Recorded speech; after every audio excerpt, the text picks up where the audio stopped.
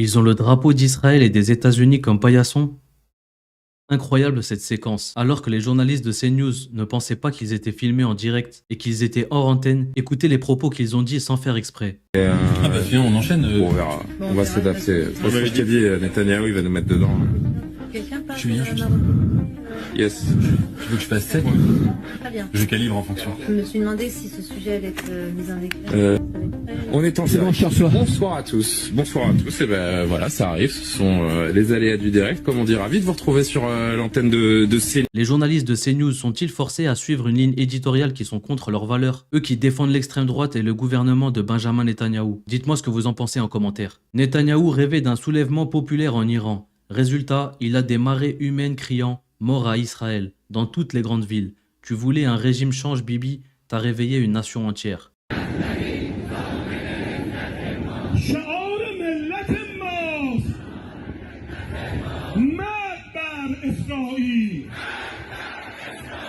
La Russie met en garde Israël et les États-Unis contre l'assassinat du guide suprême iranien Khamenei. L'Iran déclare « Nous ne savons plus comment nous pouvons faire confiance aux Américains ». Le président Poutine déclare que la Russie et l'Iran combattent les mêmes forces. Le président russe Poutine déclare qu'Israël a provoqué la guerre avec l'Iran et qu'ils n'atteindront pas leur objectif. Il annonce également son soutien à l'Iran et affirme que ce pays a le droit d'utiliser l'énergie atomique à des fins pacifiques. Telle a toujours été notre position. La Turquie envoie des soldats à la frontière iranienne. Soit quelque chose de très sérieux se passe, ou c'est juste de la com. Les prochains jours, semaines vont être décisives. Son silah haddini hazırlıyor. Göreceksiniz. Hazreti Muhammed söylüyor. Salatlar olsun. Selamlar olsun. Des équipements médicaux en provenance des Émirats arabes unis ont été livrés à l'entité sioniste.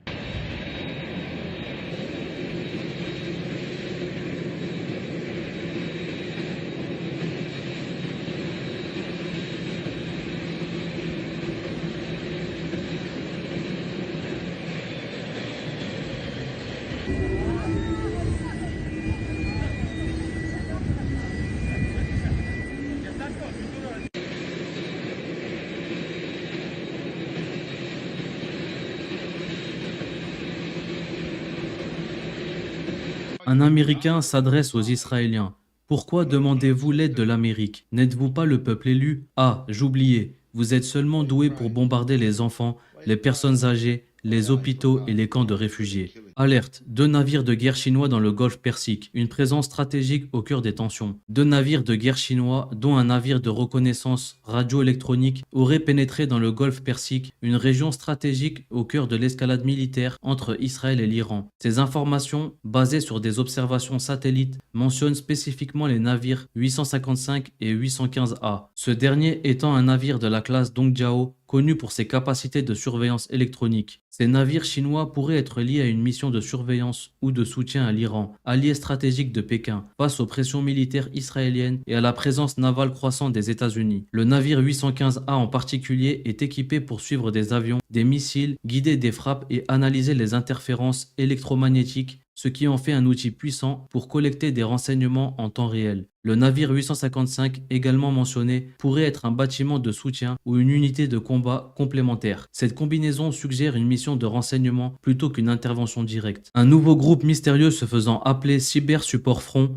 annonce le début d'opérations cybernétiques massives contre les infrastructures israéliennes dans le prolongement de la campagne El Aqsa Flood, le déluge d'El-Aqsa. Le sénateur américain Bernie Sanders. Monsieur Netanyahou n'est pas le président des États-Unis. Il ne devrait pas déterminer la politique étrangère et militaire des États-Unis. Si le peuple d'Israël soutient sa décision de déclencher une guerre avec l'Iran, c'est son affaire et sa guerre. Les États-Unis ne doivent pas y participer. Les Iraniens sont assis sur les plus grandes réserves pétrolières. Je ne vois pas très bien pourquoi ils ont besoin du nucléaire sur le plan civil. Interroge Donald Trump. Est-ce que vous soutenez l'Iran? Est-ce que vous permettrez à l'Iran d'avoir une énergie nucléaire, des capacités d'énergie nucléaire?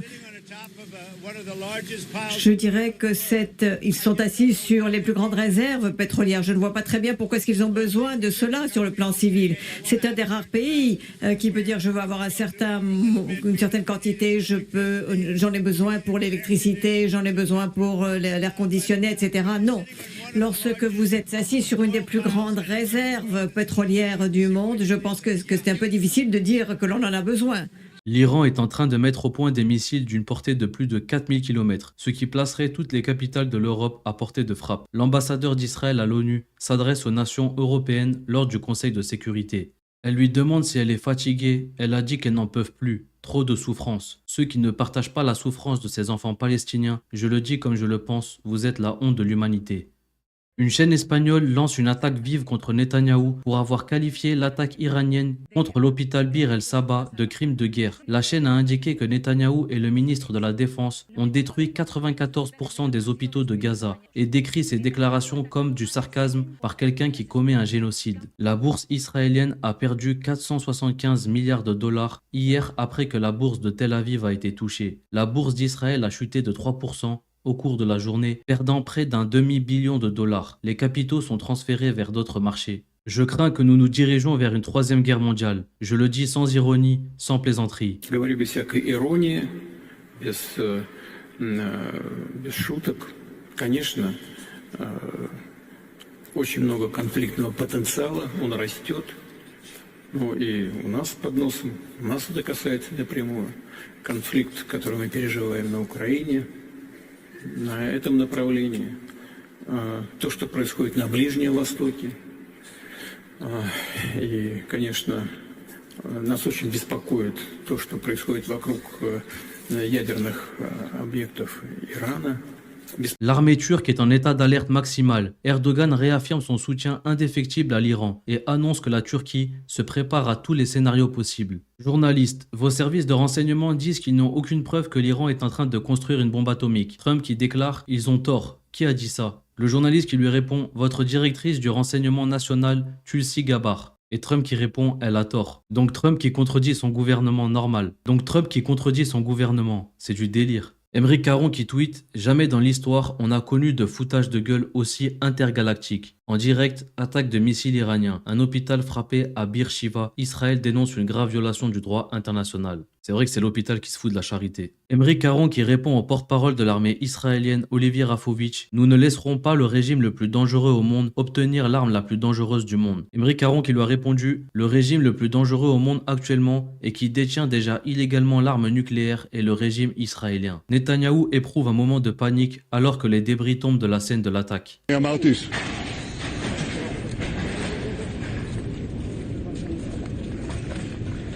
Il a eu peur pour sa vie. Le premier ministre israélien Benjamin Netanyahou déclare « Nous payons tous un prix personnel dans la guerre. Mon fils a dû annuler un mariage. » C'est une blague. Les Israéliens perdent vraiment la tête. Ils empêchent les journalistes de filmer. You know you cannot take the video of the location, right? What? You cannot take the video of the location, you know. Who said it? The army said it. And who are you? Who I am? Yeah. A citizen of Israel. Yeah. Who are you? We are from German television. News Okay, you reporters. cannot take the location. You don't have to care about our work, and you don't need to film me. Yeah, I need to You film you. you did not ask me. What are you doing? No, you cannot take the video of Come the on, location. guys. Don't disturb our work. No, I will. I will. Have you seen the other No. colleagues there? Maybe you should You go can there go as on the well. journalism. Maybe you should go there as well. There are several journalists. So Okay, you don't have a lot take the video we of the have a lot of location. things to do. You wanna see? You wanna see the order? What? You have wanna the see the order. order? Please do not disturb my work. Thank you. No, I will. I will. Sir, would you please? No. Would you please? No. Should I call the police? now? Yes, call the police. Right, call the police. Ils veulent empêcher que le monde voit les vraies images? Exclusif, un regard glaçant sur un complexe de missiles iraniens souterrains. Des dizaines de ces forteresses cachées parsèment le territoire iranien, des bunkers taillés dans la roche, impénétrables aux assauts des adversaires, même les plus déterminés. Les experts militaires lucides le confirment. Ces mastodontes défient toute attaque, loin des fragilités irakiennes d'antan.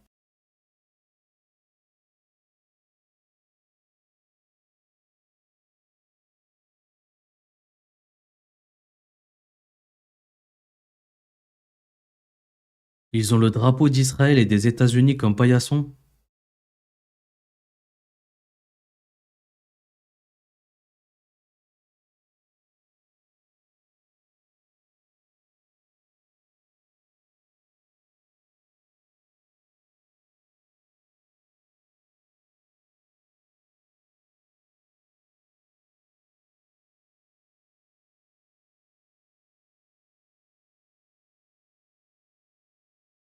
Des militants anti-génocide en cours à Gaza ont infiltré la base aérienne britannique Bruce Norton dans l'Oxfordshire, causant des dommages à 2 avions ravitailleurs et en recouvrant le matériel d'une peinture rouge.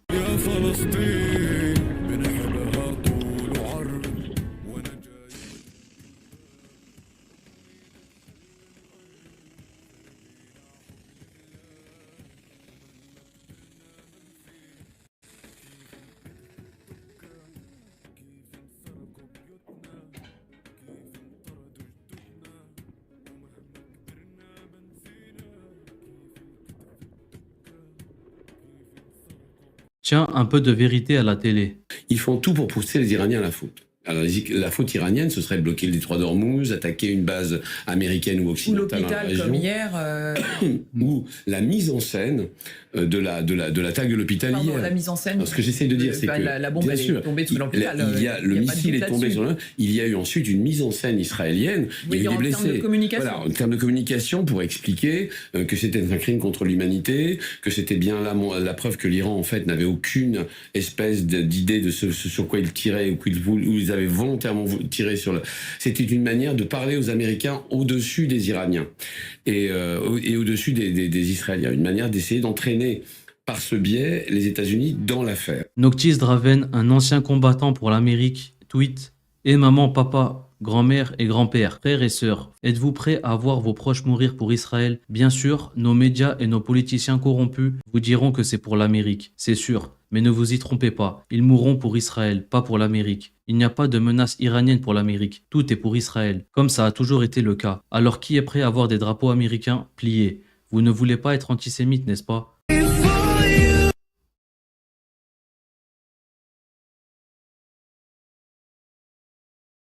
Les Américains qui ne veulent pas mourir pour Israël. Pendant un bombardement, des Israéliens ont refusé l'accès à l'abri à d'autres Israéliens, même accompagnés d'enfants, uniquement parce qu'ils venaient d'un autre immeuble. בעולם החיצון, אחרי שגורשנו מהמקלט בבניין הזה, כי אנחנו לא דיירי הבניין, אנחנו דיירים שם ושם, וגורשנו מהמקלט. נראה לי מישהו הגיוני, מפנים אותנו מפאקינג מקלט. הוא רב יותר עמוסים, הוא גם רב עם עמוסים הזין הזה. קטינה.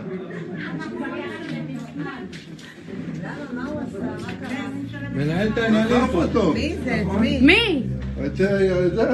דחף אותי במקלט. מי דחף אותך? אז זה המזדיין הסוקה הזה. בבקשה, גם דוחפים מהמקלט. לאן הגענו? מדינת ישראל במלחמה. הגיעה משטרה למקום. יש משטרה. L'AIEA peut garantir au travers de ses systèmes d'inspection que les armes nucléaires ne seront pas mises au point en Iran, assure Raphaël Grossi. La communauté internationale, je tiens à assurer la communauté internationale de l'appui constant de l'AIEA en ces heures graves.